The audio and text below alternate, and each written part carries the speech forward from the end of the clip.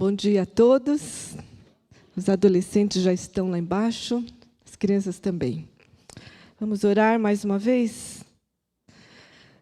Senhor, quão maravilhoso é estar na Tua presença.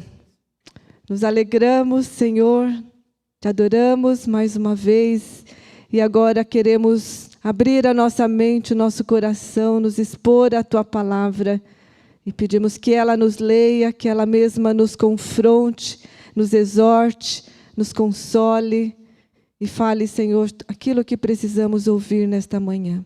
Pedimos o auxílio do Teu Espírito Santo, aquele que inspirou esta palavra, nos ilumine e nos dirija. Em nome de Jesus. Amém.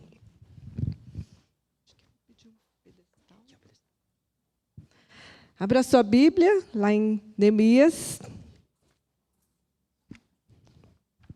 Estamos refletindo sobre avivamentos na Bíblia. E eu quero continuar hoje olhando para este que foi um avivamento muito interessante, muito impactante no livro de Neemias.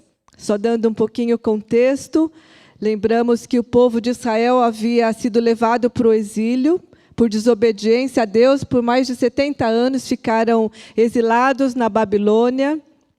E depois de 70 anos, aliás, antes de 70 anos, Deus, cumprindo a sua promessa de que Ele restauraria a sorte do seu povo, Deus começa a trabalhar para restaurar o seu povo, para trazer de novo o seu povo de volta à terra prometida, antes dos 70 anos, cumprindo aquela palavra de Jeremias 29, 17.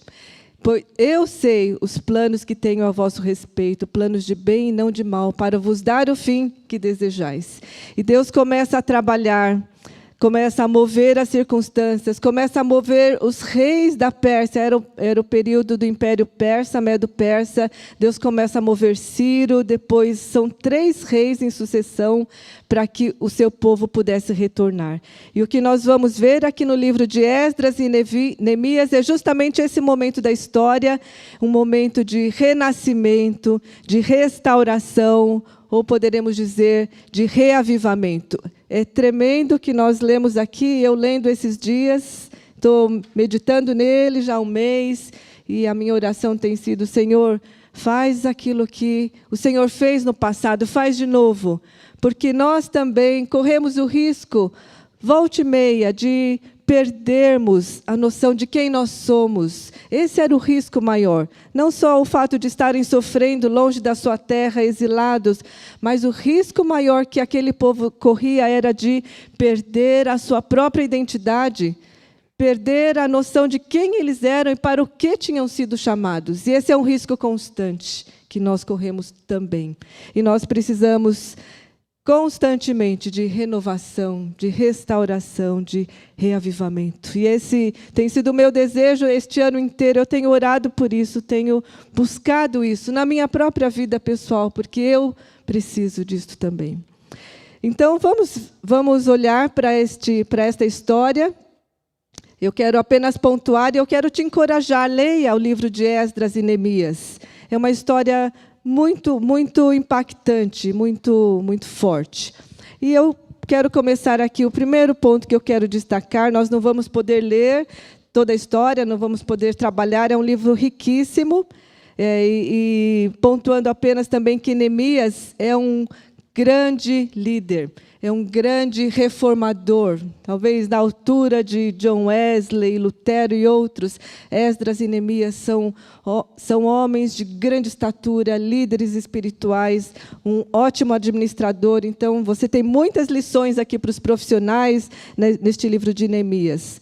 Mas o que eu quero pontuar aqui, bem focado na questão do avivamento que aconteceu. Primeira coisa é que este avivamento ele é precedido por angústia.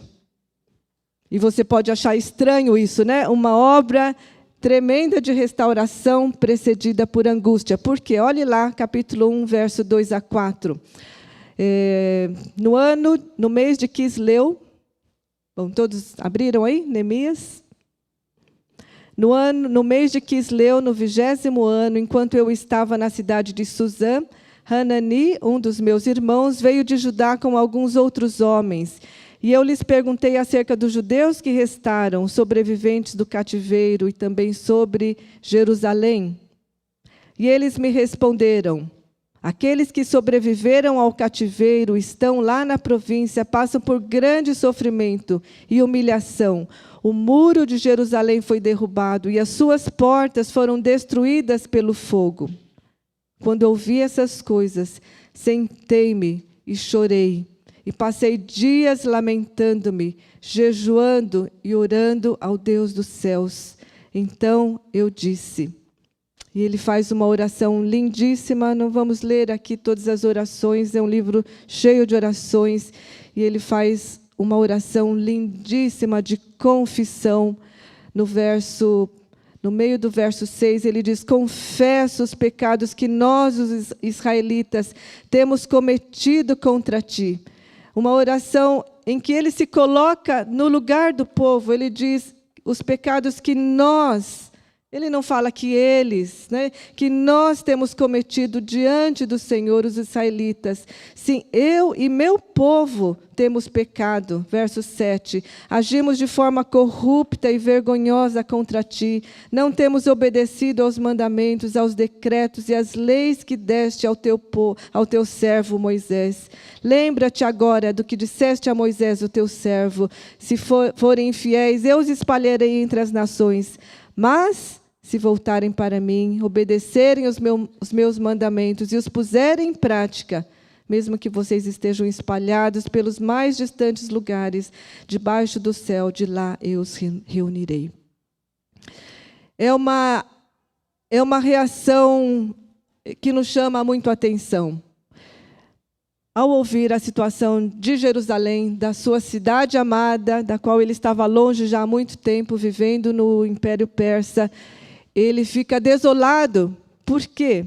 Porque esta situação dos muros derrubados, a cidade em ruínas. E o que significa muros derrubados? Os portões queimados. Significa que a cidade estava completamente exposta aos inimigos, sem nenhuma condição de se proteger contra uma invasão e também sem nenhuma condição de assegurar a segurança do seu próprio povo. Então, os portões queimados, os muros danificados em ruínas em muitos lugares, que os muros eram a proteção física da cidade. Então, quando ele ouve falar disso, e que muitos estavam abandonando também o Deus de Israel, estavam se casando com mulheres de outros povos, estavam idolatrando outros deuses. Então, ele diz aqui: eu chorei ao ouvir sobre a ruína do meu povo, a cidade totalmente desprotegida e com o risco aqui era de ser completamente dizimada, porque a qualquer momento um inimigo poderia entrar e poderia destruí-la por completo. Já havia acontecido quase isso quando a Babilônia invadiu Jerusalém. Mas ainda havia ali um povo. E a reação é de: sentei-me e chorei. E passei dias lamentando, dias chorando e orando ao meu Deus. Foram mais ou menos 4 meses, até que ele entrasse na presença do rei Artaxerxes, e ele fez o pedido, então, para que ele pudesse voltar e ajudar na reconstrução da sua cidade. Mas, nesse período, são 4 meses de oração e de lágrimas. 4 meses lamentando, e uma das orações mais tocantes. Eu estava lendo ontem à noite, achei um comentário do Tozer, um autor que eu gosto muito, mencionando esta oração de Neemias. Ele diz assim: Neemias confessa o pecado de Jerusalém com uma agonia tal, como se todo aquele pecado fosse seu. O espírito de Neemias e de Esdras também, na verdade, em oração pública, sua atitude, suas declarações são suficientes para escandalizar todos os homens de coração duro, seco e estéril. Eu fico envergonhada diante dessa oração e diante dessa reação de Neemias. Fiquei me perguntando: por quem eu choro hoje? E eu faço a pergunta para você também hoje: por quem nós derramamos nossas lágrimas hoje? Talvez você tenha chorado, esteja chorando por pessoas à sua volta, da sua família, que estejam vivendo uma vida desmoronando, em ruínas. Talvez alguns refugiados, ou eu imagino que cada refugiado que sai do seu país, deixando para trás um rastro, vendo o rastro de destruição, de morte, de opressão, de violência, chore por sua nação. Talvez pais estejam aqui chorando pelos seus filhos, pelo filho que está se desviando, se perdendo nas drogas, na promiscuidade. Eu não sei o que você está vendo, não sei o que os seus olhos, que notícias têm chegado aos seus ouvidos, mas eu me perguntei: Senhor, será que eu sou capaz de ter uma reação como essa ao ver a ruína à minha volta? E talvez a gente esteja tão voltado para nós mesmos, tão focado nas nossas necessidades, nos nossos problemas, que a gente já não é capaz, né? Como diz aqui Tozer, é escandaloso para homens de coração duro, seco e estéril. Talvez falte lágrimas nos nossos olhos, estejam secos demais, porque estamos vivendo vidas egocêntricas demais. Isso me incomodou já de cara, porque foi essa oração, somada à oração de Esdras, também lá no livro de Esdras anterior. Esdras vem um pouco antes de Neemias. São dois homens de profunda compaixão, de oração, e eu tenho certeza que Deus se moveu, e Deus começa a se mover em resposta ao clamor destes dois homens. Voltando a essa pergunta, você está satisfeito? Olhando agora por um outro prisma, que o avivamento começa com angústia e começa também com um descontentamento que pode ser não provocado por uma situação externa de crise, que foi o caso aqui, mas muitas vezes essa insatisfação, às vezes é uma insatisfação interna com você mesmo, com o nível da sua vida espiritual.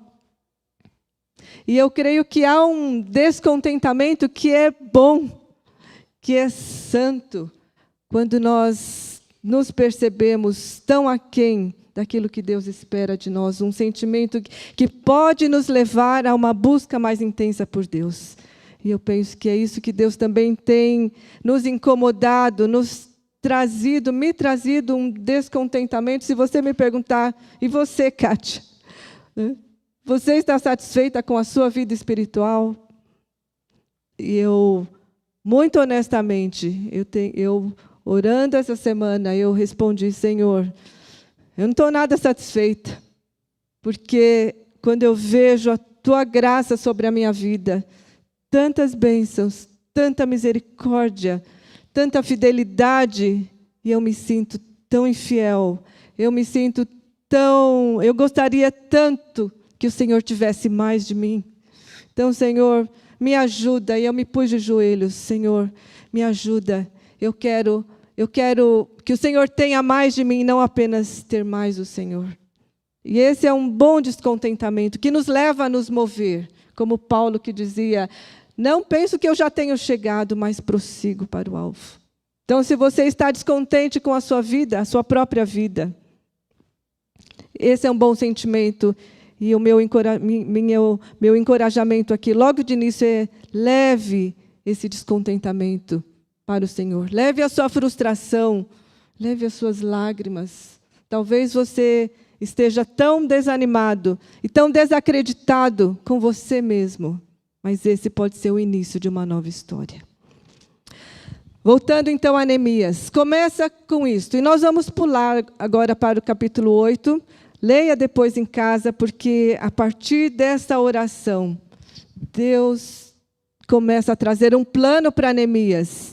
E muitas vezes, então, essa oração de angústia, de lágrimas, pode ser a base para uma nova visão que Deus vai trazer para você.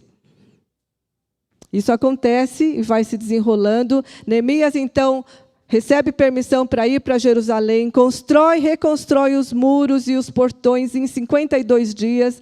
É uma obra incrivelmente rápida, muito eficiente. Mas eu quero pontuar o que acontece a partir do capítulo 8, porque a reforma física dos muros, a reforma social, repovoando a cidade, tudo isso foi importante, mas havia uma outra reforma que era necessária, porque o povo ainda estava frio e distante. E aqui no verso 8 acontece algo extraordinário. Vamos ler os primeiros versos. Quando chegou o 7º mês, e os israelitas tinham se instalado em suas cidades, todo o povo juntou-se como se fosse um só homem na praça, em frente da porta das águas.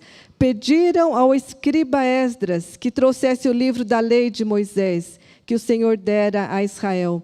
Assim, no primeiro dia do 7º mês, o sacerdote Esdras trouxe a lei diante da assembleia, que era constituída de homens, mulheres e de todos que podiam entender. E a leu em alta voz, desde o raiar da manhã até o meio-dia, de frente para a praça, em frente da porta das águas, na presença dos homens, mulheres e outros que podiam entender. E todo o povo ouvia com atenção a leitura do livro da lei. Todo o povo juntou-se como se fosse um só homem e pediram a Esdras, profundo estudioso das Escrituras, que tinha acesso aos rolos da lei, não tinha Bíblia como nós temos aqui hoje, e lesse novamente a lei para o povo.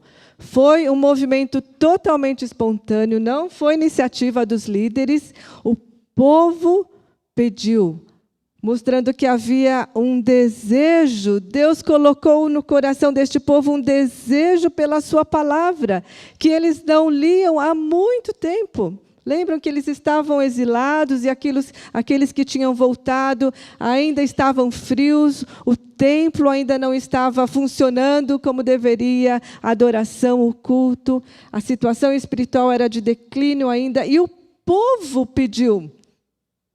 Que impressionante isso, foi totalmente espontâneo.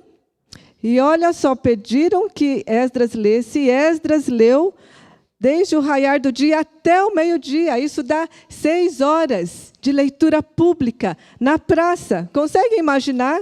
Não foi sentadinho numa igreja, na praça pública, Esdras de um lugar mais alto, lendo desde as 6 da manhã ao meio-dia. E todo o povo ouvia com atenção. Isso já é extraordinário. Primeiro, o desejo do povo de ouvir a palavra novamente. Será que nós temos esse desejo? Nós chegamos aqui a cada domingo movidos por esse desejo? Você tem esse desejo, essa fome pela palavra? De novo, eu fico envergonhada, porque muitas vezes a Bíblia fica fechada, muitas vezes a semana inteira. No meu caso, eu corro o risco, eu abro a Bíblia muito durante a semana, mas eu corro o risco de ler a Bíblia de uma forma automática, rotineira, preparando os sermões, preparando as mensagens. E eu confesso que por um tempo eu falei, Senhor, eu estou lendo a Bíblia como um livro de estudo apenas. E eu precisei me arrepender e falar, Senhor, restaura em mim essa fome, desejo de ler a palavra para mim, como aquela criança recém-nascida que deseja o leite materno. E foi esse desejo do povo de ouvir, e 5, 6 horas de pé, ouvindo, com atenção. Como tem sido a sua relação com esta palavra? Você tem essa fome? Você está atento àquilo que você lê, àquilo que você ouve? Foi, sem dúvida, uma operação extraordinária de Deus para um povo que estava distante e frio. Se você precisa de novo disso, ore. Senhor, aumenta em mim o apetite pela Tua palavra. Aumenta em mim, Senhor. E não só eles leram, com atenção. Vamos continuar. Qual foi a outra reação do povo a esta palavra? Enquanto eles liam, eles ouviam a palavra, o que aconteceu? Qual foi a reação? Lá no verso 9. Então, Neemias, o governador, Esdras, o sacerdote o escriba e os levitas que estavam instruindo o povo, disseram a todos: este é o dia consagrado ao Senhor nosso Deus, nada de tristeza e de choro, pois todo o povo estava chorando enquanto ouvia as palavras da lei. O povo começou a chorar enquanto ouvia as palavras da lei. Chorar. Porque eles entenderam o que estava sendo lido. Porque diz depois, num trecho aqui, que Esdras e os levitas estavam explicando as palavras da lei. E todos podiam entender. E eles, certamente, naquela hora, a palavra funcionou como um espelho, onde eles viram a si mesmos, viram a sua infidelidade, versus a fidelidade de Deus, viram a sua falta de amor a Deus, viram o seu descuido para com a adoração, a sua desobediência. Eles estavam se misturando com os outros povos, eles estavam perdendo a sua identidade, e isso gerou neles uma profunda tristeza que levou ao choro. Choro. Todos choraram.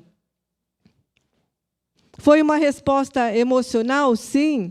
Talvez você pode dizer, mas isso foi só emoção, não adianta só chorar. Sim, é verdade. Não podia ficar só no choro, mas a primeira coisa é que foi uma resposta do coração também. Eles não só entenderam com a mente, mas desceu para o coração, e eles sentiram tristeza, que é aquela tristeza que produz arrependimento, a tristeza, segundo Deus, que produz arrependimento. Eles sentiram tristeza. Como seria se nós lêssemos a Bíblia dessa forma? De novo eu fico envergonhada. Como seria? Já não sabemos chorar pelos nossos pecados.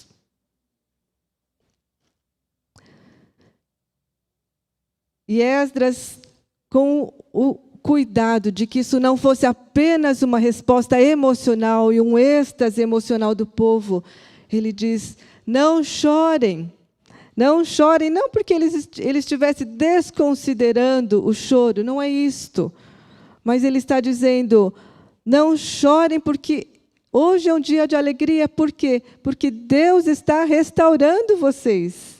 Ele queria que o povo focasse naquilo que Deus estava falando, naquilo que Deus estava fazendo e querendo fazer no meio do povo. Então ele diz: foquem nisso e alegrem-se. Alegrem-se por quê? Porque há perdão, a graça e a misericórdia para aquele que se arrepende.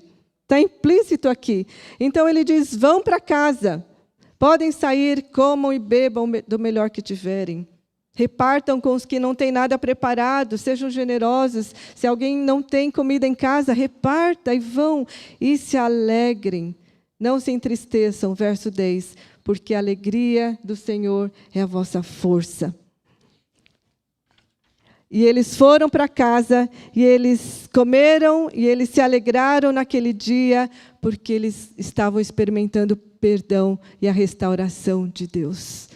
Essa é a verdadeira alegria, é a alegria da obediência. De novo, foi uma resposta emocional também, de tristeza, primeiro, por reconhecer o seu pecado, e depois de grande alegria, por receberem o perdão de Deus e por verem o que Deus estava fazendo. Alegria verdadeira que vem de Deus. Alegria que vem não das circunstâncias, que vem não dos prazeres do mundo, essa alegria passageira, mas eles experimentaram grande alegria. Alegria de Deus, eu penso alegria em Deus. Eles redescobriram a alegria em Deus. Redescobriram a alegria de estar na presença de Deus. Redescobriram a alegria de experimentar o perdão de Deus. Redescobriram a alegria de experimentar a comunhão com os irmãos e com Deus. Olha que especial. Uau! Esse texto é demais. Eu fiquei lendo esse texto e pensando, Senhor, nós precisamos disso. Redescobrir a alegria de Deus, que o mundo não pode roubar. Alegria em Deus. Alegria que vem da obediência. E vejam que não foi nada pesado o que eles fizeram assim. Vamos seguir um pouco mais. E aí, acabou o primeiro dia. Foi o primeiro dia do avivamento. Foram vários dias, uma sequência de vários eventos. O que acontece no dia seguinte? Voltou todo mundo para casa e os líderes voltaram no dia seguinte. Olha aqui uma observação importante aqui para os líderes. Os líderes, percebendo o que estava acontecendo, voltam no dia seguinte. E aí no verso 13... No segundo dia do mês, os chefes de todas as famílias, os sacerdotes e os levitas, reuniram-se com o escriba Esdras para estudarem as palavras da lei, para aprofundarem as palavras da lei. Eu não sei se foi Esdras que convocou, se os líderes que vieram, mas o fato é que houve um segundo dia, agora um pouco mais reservado, de novo, para estudarem as palavras da lei. E eles descobriram na lei que o Senhor tinha ordenado, verso 14, por meio de Moisés, que os israelitas deveriam morar em tendas durante a festa do 7º mês.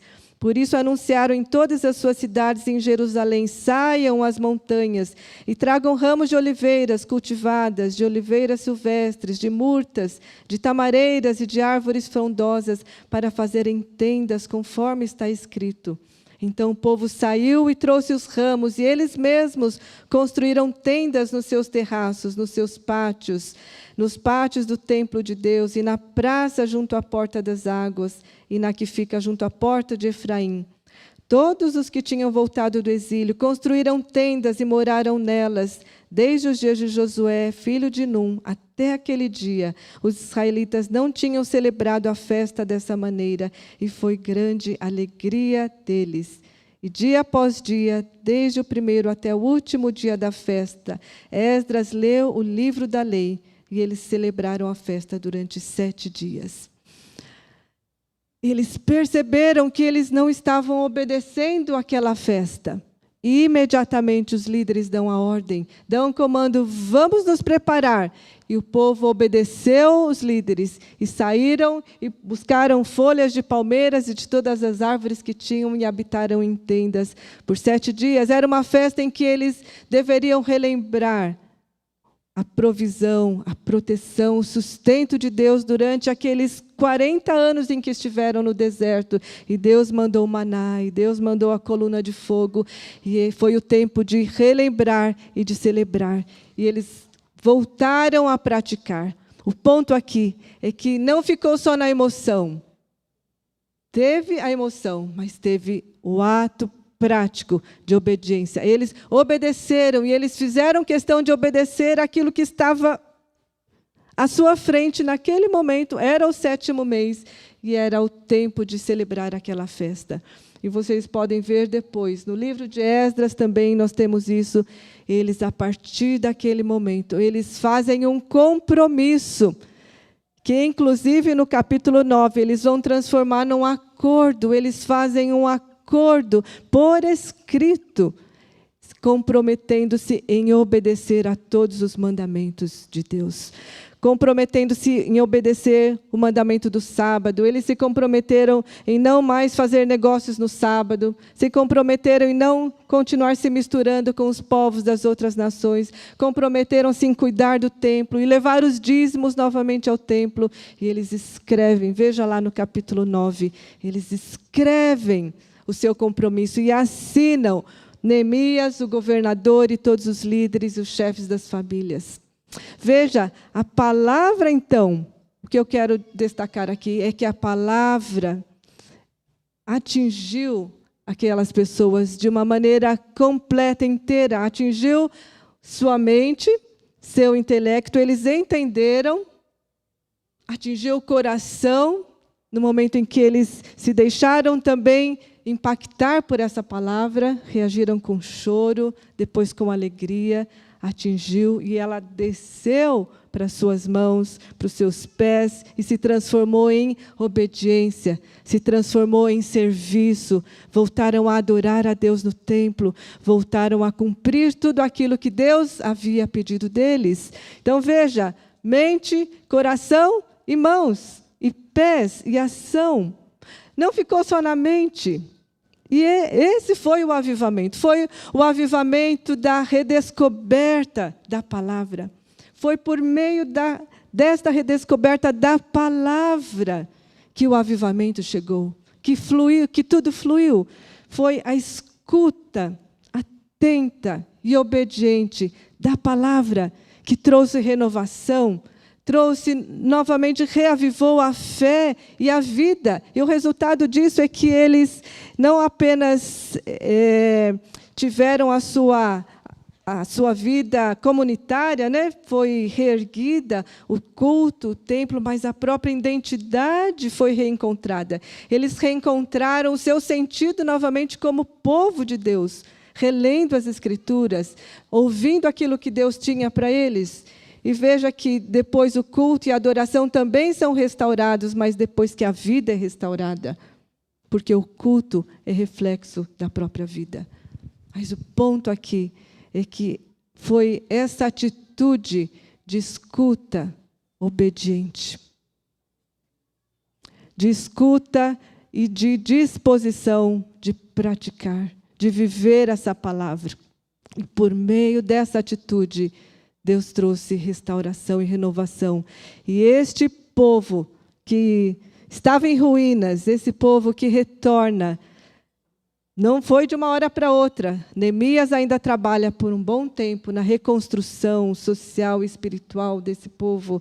E eles se tornam a comunidade chamada de remanescente fiel de Israel, de onde anos depois virá o Messias. Deus estava preparando esse remanescente desse povo que tinha sido espalhado por todas as nações. E o que isso tudo tem a ver conosco? Para concluir, primeira coisa, que o avivamento é uma obra extraordinária de Deus, é uma obra da graça de Deus, extraordinária. Eles não mereciam. E eles reconheceram isso, nós não merecemos, nós somos indignos, pecadores, mas o Senhor é gracioso e eles responderam a essa graça. E Deus fez algo novo e tremendo. E eu tenho visto nesses últimos meses, Deus fazendo algo novo no nosso meio. Deus reavivando a fé de muitos de nós aqui. Eu vejo os adolescentes se erguendo, eles estão tão animados, e eles estão animados com Deus. Eles não estão animados com acampamento, com evento, eles estão animados com Deus. Isso é lindo de ver. Eu vejo pessoas reencontrando a sua fé, o seu amor por Deus, a palavra, isso é graça. E a minha pergunta é, onde você está no meio desse movimento? Você está percebendo o que Deus está fazendo? Senhor, dá-nos olhos para perceber a tua ação renovando o teu povo. Deus está aqui também. Deus está fazendo algo. Fique atento. Segunda coisa, o elemento central desse avivamento foi essa redescoberta da palavra. Foi essa escuta atenta da palavra, que não apenas trouxe um novo entendimento, como trouxe uma também reação emocional, trouxe também sentimentos renovados, uma nova afeição por Deus, por sua palavra, e que desemboca na obediência. Qual o lugar da palavra na sua vida? Existe esse espaço e esse tempo para essa escuta da palavra atenta, obediente, não apenas aqui no domingo. E eu queria deixar um desafio para você. Se você sente necessidade de uma renovação na sua vida espiritual, este é um dos caminhos. Eu diria, esse é o caminho mais importante.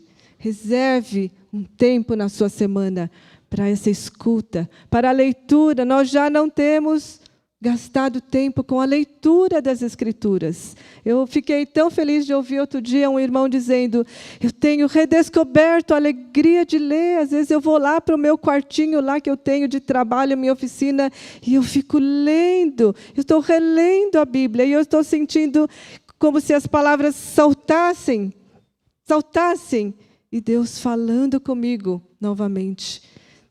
Gaste tempo, leia, mas leia com essa atitude, não apenas de ler, mas a atitude de quem quer ouvir, de quem quer escutar e obedecer. Eles se comprometeram a obedecer tudo aquilo que eles estavam ouvindo. Eu tenho me comprometido com o Senhor. Eu falei: Senhor, eu quero obedecer aquilo que o Senhor está pedindo de mim hoje. E uma das coisas que Deus pediu muito claramente para mim neste ano, eu falei aqui na primeira mensagem do ano: eu sou prioridade para você. A minha palavra é prioridade. Se você não estiver focada nisso, Kátia, nada mais tem valor. A minha comunhão com você. E eu tenho buscado fazer isso. Às vezes com dificuldades, com lutas, mas eu tenho buscado. E eu vejo com muita alegria de ver pessoas buscando em oração estar mais conectadas com Ele. E, por fim, este avivamento, esta restauração, foi apenas uma figura, uma metáfora de uma reforma ainda maior que viria, de um libertador ainda maior que viria. Esdras e Neemias foram libertadores, foram líderes do povo, mas apontando para aquele que viria um dia e traria uma reforma ainda mais profunda, a reforma que todos nós precisamos, a reforma do coração. Hoje nós vamos celebrar a ceia, agora na sequência, e lá em Ezequiel 36, nós temos a promessa de uma outra reforma, de um outro avivamento ainda maior e mais profundo que Jesus traria. E ele diz assim: pois eu os tirarei dentre as nações, eu os ajuntarei do meio de todas as terras e os trarei de volta para a sua própria terra. Uma promessa para aquele povo de Israel, mas que pode ser lida também de uma forma mais ampla, que tem um sentido duplo. E no verso 25 isso fica mais claro: aspergirei água pura sobre vocês, e ficarão puros, e os purificarei de todas as suas impurezas e de todos os seus ídolos. Darei a vocês um coração novo, e porei um espírito novo em vocês. Tirarei de vocês o coração de pedra, e lhes darei um coração de carne. Porei o meu espírito em vocês, e os levarei a agirem segundo os meus decretos e a obedecerem fielmente as minhas leis. Nós não conseguimos fazer isso por nós mesmos. O nosso coração é duro. A nossa história não é diferente da história do povo de Israel. Uma história que se repete num ciclo vicioso de apostasia, desobediência, opressão, sofrimento, por causa das consequências do seu pecado, clamor, e aí Deus vem, traz livramento, perdoa com graça, e o povo, depois de um tempo, se esquece, de novo apostasia, opressão, sofrimento, livramento, e novamente o ciclo. E essa é a nossa história. E quando eu penso que eu preciso dessa reforma do coração, eu preciso aprender a obedecer a Deus aqui de todo o meu coração. E Ele diz: eu porei o meu espírito dentro de vocês e lhes darei um coração novo, não apenas melhorado, mas um novo coração. Vamos abaixar as nossas cabeças e vamos ter um momento como o povo diante do Senhor de confissão. E peça que Ele traga à sua mente, o seu coração, aquilo que tem desagradado a Ele. Onde você tem desobedecido e você precisa confessar diante dEle. e onde nós precisamos voltar a obedecer, voltar a fazer aquilo que Ele pede de nós. O que Ele está pedindo de você hoje? O que Ele está pedindo de você hoje? O que você precisa fazer hoje em resposta a esta graça maravilhosa? Tenha o seu momento de confissão e vamos nos preparar também para a ceia.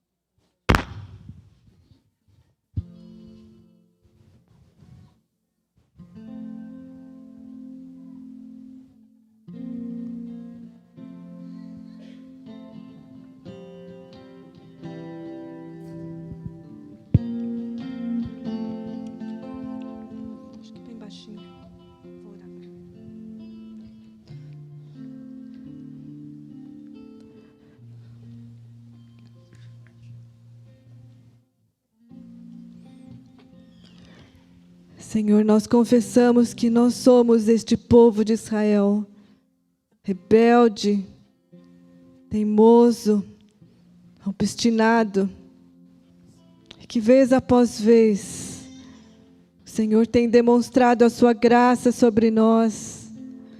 Senhor, tem demonstrado tanta fidelidade. Mas quantas vezes, Senhor, nós temos nos afastado dos teus caminhos? Quantas vezes, Senhor, nós temos amado mais o mundo do que o Senhor? Quantas vezes o nosso coração está frio e distante? Quantas semanas passamos, Senhor, sem dar atenção às tuas palavras?